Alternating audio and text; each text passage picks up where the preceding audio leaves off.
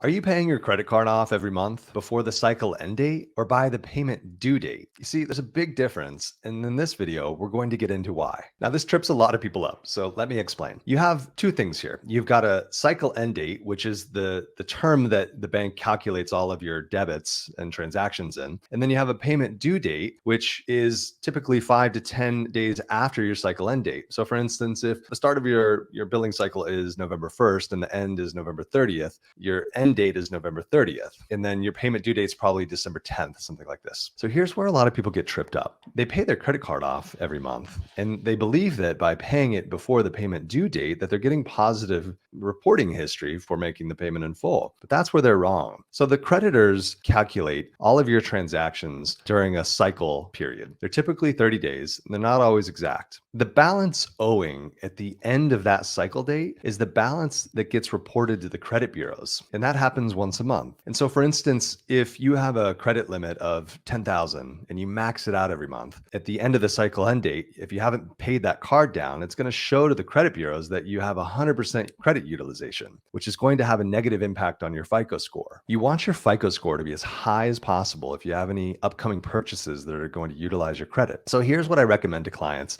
They're going to be purchasing a property in the next 30, 60, 90 days. Pull out your last credit card statement and look at the cycle end date and figure out when your next cycle end date is going to be. And then schedule 5 days before that date to go in and pay your credit card down to close to a zero balance. This way, when the creditor reports at the end of the cycle end date, it'll show a very low balance. And that is the balance that will get reported at the credit bureaus. I've seen scores jump up 40 to 60 points within 30, 60 days utilizing the strategy. Now, that's a big swing in your FICO score. This is going to save you tens of thousands of dollars over the life of your loan. Now, I get it. It's kind of a pain going in and scheduling and monitoring, paying all this stuff down. We're all so used to putting everything on auto pay now and set it and forget it. But I promise you, you're within about 90 days of a purchase. Going in and paying everything down in this way is going to boost your FICO score big time and save you a lot of money. If you have any questions about this strategy, please contact me directly. And as always, please like and follow for more. I'll see you in the next video.